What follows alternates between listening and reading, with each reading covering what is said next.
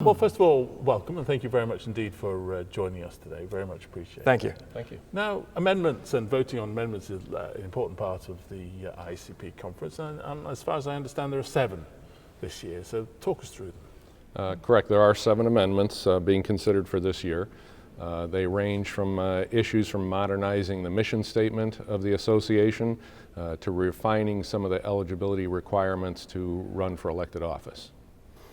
I think it's also really important to understand that these amendments have been approved by the Executive Committee, and our goal really is to modernize the association's business practices. So talk us through them then.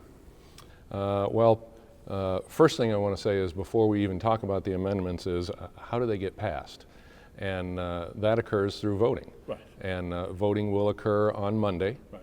And that's anywhere from 8 a.m. to 4 p.m. outside of Ballroom 20 in the Convention Center. And we strongly encourage our eligible members to vote, and that's any active member or any life member are eligible to vote. Of the amendments, the 7 amendments, the first one is should Article 1 be amended to update and modernize the mission of the IACP.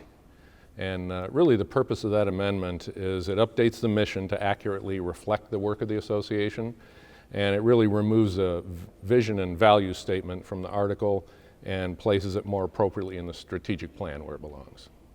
When we look at Article 2 and the proposed amendment, what we're looking at is removing the title of sustained membership. Currently, our memberships, we have an active membership, we have an associate member, we also have a life member.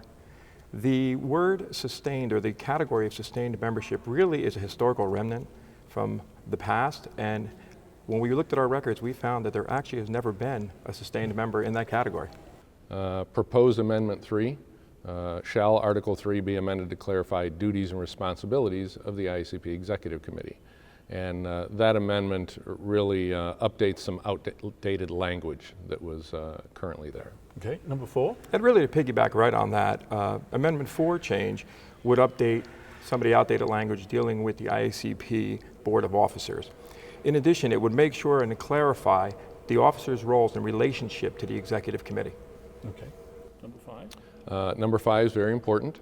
Shall Article 4 be amended to adjust the eligibility requirements for service on the IACP Board of Officers and to clarify the role of the IACP Executive Committee?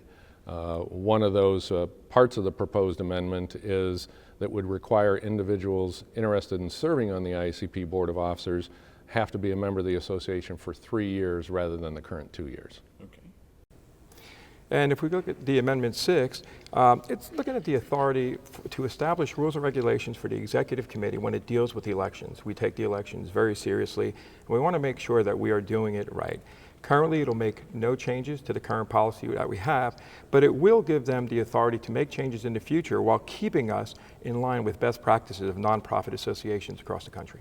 Proposed Amendment number 7, should the IACP Constitution be amended to redesignate the IACP Executive Committee as the IACP Board of Directors and redesignate the IACP Board of Officers as the IACP Executive Board.